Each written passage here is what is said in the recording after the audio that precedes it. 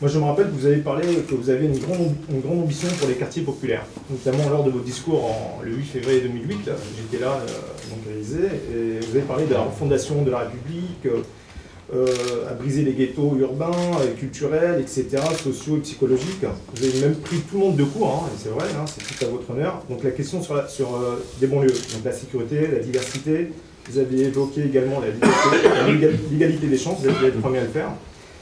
Mais aujourd'hui, on est où aujourd'hui? Vous avez raison de poser la question. Parce qu'il y a une désinformation inacceptable. Et inacceptable, pas pour moi, je m'étais égal, mais pour tous ceux de nos compatriotes qui travaillent dur, et avec le produit de leur cotisation, on a fait ce qu'on a fait. Le plan de rénovation urbaine français n'a pas d'équivalent dans le monde. N'a pas d'équivalent dans le monde. Ça ne veut pas dire que tout est fait, bien sûr. 45 milliards d'euros. Sur les 45 milliards d'euros, le ministre de la Ville est là. Il y a 25 milliards d'euros qui ont déjà été dépensés, investis, engagés. 25. Le reste, tout est prévu. Simplement, il y a des appels d'offres, il y a des procès parce qu'il faut démolir. Il y a des gens qu'il faut expliquer que quitter la tour, c'est pas un mal, qu'on leur trouvera autre chose. Ça, Jean-François, c'est ça bien mieux que moi. Et par ailleurs, je vais engager un deuxième plan de rénovation urbaine, un plan de rénovation urbaine 2, qui va un petit peu changer du premier. Le premier a concerné 480 quartiers, c'était nécessaire. À mon sens, c'est un peu trop. Parce qu'à force de dire que tous les quartiers sont prioritaires, il n'y a plus de priorité. J'ajoute, pour que les choses soient claires, que quand on fait contribuer le 1% logement, même s'il ne s'appelait pas aux partenaires sociaux, c'est l'État, en fait, qui finance. Pourquoi?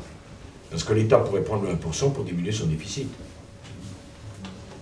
Or, si l'État le met dans les quartiers, c'est le financement de l'État.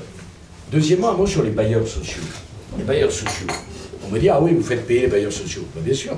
Pourquoi je ne peux pas les faire payer? Après tout, les logements qu'on fait, c'est pour qu'ils les louent ou pour qu'ils les vendent. Ils sont là pour ça aussi. Bon. Et enfin, je veux qu'on aille beaucoup plus loin dans les internats d'excellence. Parce que il y a 10 000 de vos enfants, 10 000 qui sont en internat. Vous savez, c'est le rêve que j'avais fait en 2007. On prend les gosses des banlieues. Vous savez comment j'ai eu cette idée, Mohamed? Quand j'ai été à la Cité des 4000, pour voir le gosse qui avait été, la famille du gosse qui avait été tué le jour de la fête des pères. Oui, il avait la voiture et un criminel, il a pris une balle perdue. Et j'étais monté dans l'appartement de la famille. Qu'est-ce que j'avais vu dans cet appartement? Pas de table, pas de chaise. Comment il a travaillé le monde? Je m'étais dit, il y a des enfants de chez eux, ils ne peuvent pas bosser. On va les prendre à leur famille du lundi au vendredi, mais on va le mettre en ville, hein, pas pour l'emmener en Lozère, en ville. Et c'est pas une punition, c'est une chance. On va les nourrir, on va leur mettre des chambres, on va leur mettre des ordinateurs. Cette année, on va passer à 20 000. Je vois pas pourquoi M. Hollande veut supprimer les internats d'excellence. Parce que c'est moi qui les ai faits. C'est suffisant, ça. Alors on me dit, ça coûte cher. Je suis pas du tout de cet avis. Ce qui coûte cher, c'est d'avoir un monde qui pourrait réussir et qu'on laisse échouer. Ça coûte très cher.